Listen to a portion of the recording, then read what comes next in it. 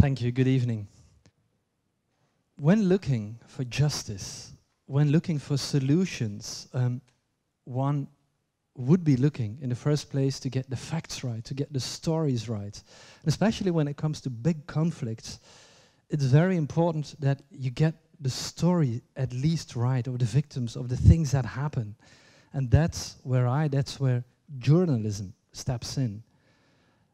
That's mainly the reason what I do today.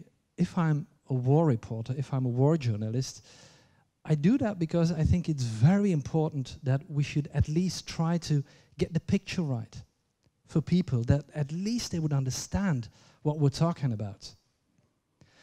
But then again, let's be honest and let's be real.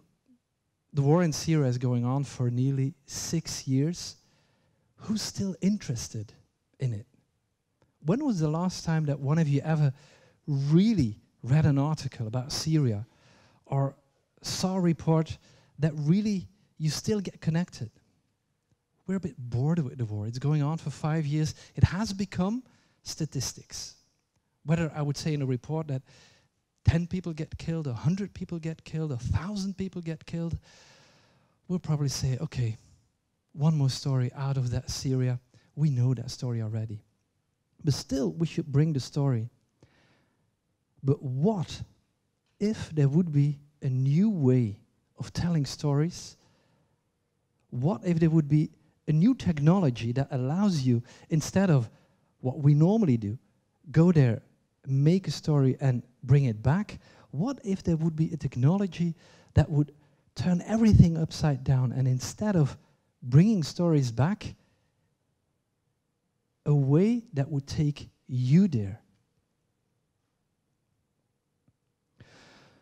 Since the beginning of the war, I've been to Syria every year, sometimes multiple times. And one of the stories that I brought a couple of times was the story of young people in Syria who, in a way, cook crude oil.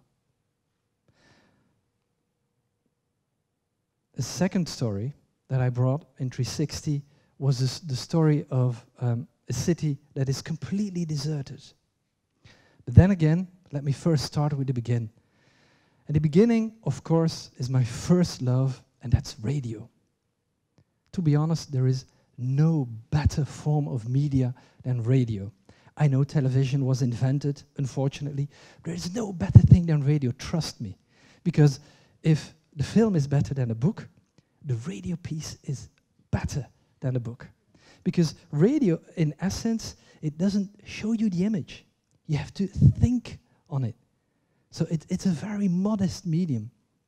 So I started working on radio like 20 years ago, and I've done a lot of radio reporting. And so a couple of years ago, I went to Syria, and for the first time, I brought that story, that sad story of these Syrian boys in the midst of war who do that dangerous work. Imagine Mad Max. It's like an end-of-the-world setting, and these guys are cooking crude oil, and it's very dangerous because they do it in giant tanks, and then that explodes, and it gives fumes, and they only get paid like $10 a day, and it was a sad but a magnificent story to tell. Because you see these guys from 15, 16 years old who are torn in the midst of war. They have no future, and the only thing that they can do is this sad story. So I brought that story on radio. And then, of course, at work, they hear the story and they say, like, well, Jens, next time when you go to Syria, we're going to give you a camera team as well, because we want that story to, you have to bring it on TV. Because it's really a story that one should see. So the next year, I go back to Syria, and I brought the story on television as well. And so what you see is a classic TV story. You see the images, you see frames, you see the Mad Max thing. It's very dark. They're all really black because of the oil.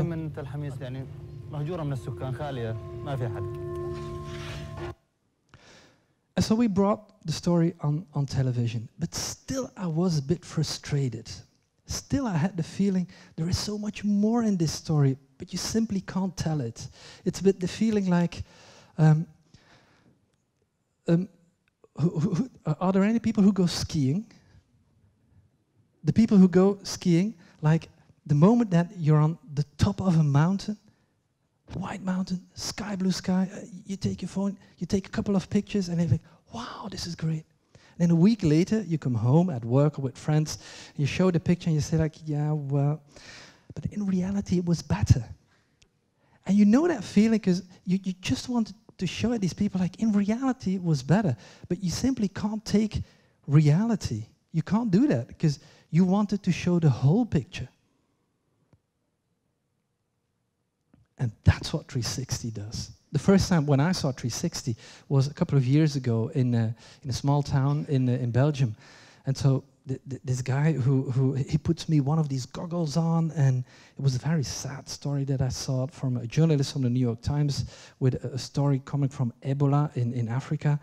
And so I start watching, and I immediately start smiling. And so the guy standing next to me said, like, "Sir, are you okay?" And I said, yes, I'm okay. Sure. And I was smiling because for the first time I saw a technology that I had been waiting for so long. A kind of technology that for the first time, better than radio, better than television, can really give you the idea that instead of watching something, that takes you there. And that is, in essence, what 360 does. Now, for the people who have never experienced 360, it's very hard to tell. It's like a glass of wine, actually. Yeah? I could show you the color. I could say it tastes like this or that. I could explain you how it smells like, what it is made of. But in the end, you should taste it. So what I'm gonna show you is a little piece of, what you would see if you are looking at 360. Imagine of a complete sphere around you, somewhere else, but you're in the midst of it. And wherever you look, you always see everything around you. So what you see is like if you would have these goggles on and you would be looking around. But still, think you're just looking at it. You're not tasting it. All this revolution, it wasn't worth it. I just want to live and become a teacher. I hate this war. I don't understand it. It has stolen everything from me.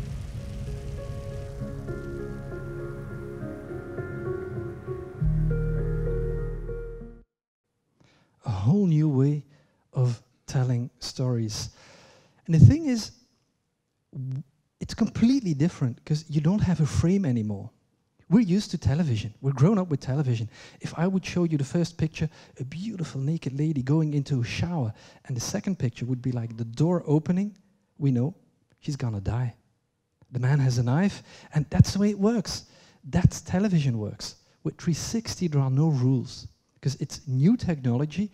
Of course, there are some rules, but they apply a bit like radio. But the rules are not written yet. So it's a whole new way of working, because you can't guide people anymore in your story. With television, with normal media, you can say like, okay, this is what you have to see. With 360, I give you a complete sphere around 360, but I can't say look forward or look backward. That's what you have to do. So it's a new way of experiencing stories. Of course, new technology comes with certain problems as well. One, to say it's very hard to reach an audience. If I make a radio piece, if I make a television piece, we have channels to broadcast it. With 360, it's much more difficult yet. It's also difficult because with the old technology, you can hide behind a camera. With this, you can't hide because there is no behind the camera. Everything is in the picture. And so what I've chosen for my stories is to get myself out of the picture. But how do you do that if you have a camera that films constantly 360 around you? You hide. So you hide out of the picture. As I said, the outreach is difficult, yet The technology is not what it should be. It's not, it's still evolving, and it's evolving very fast. But it's not going away. 360 is not going to go away. And why is it not going to go away? Because I know 99% of you have a smartphone. Now, take your smartphones. Look at it. Really, take it. Take your smartphones. Okay. Most of you people, okay, we're going to try at least one smartphone here. Do you have a camera in the front? Yes. Do you have one on the other side? Yes. Actually, this is a 360 camera. This is a camera that, if I would turn it on both sides, it's going to film you, and it's going to film me.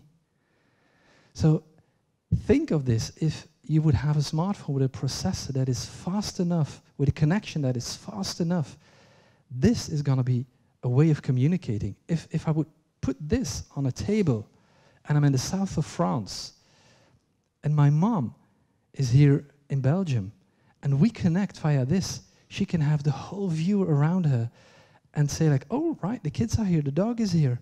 Instead of this old-fashioned single view where you're always stuck within a frame. Forget the frame is dead. And that's why 360 is, in my opinion, is going to be the next big thing. And the good thing about it, instead of bringing stories back to here, it can take you there. And that is a fundamental change of looking at things. Thank you.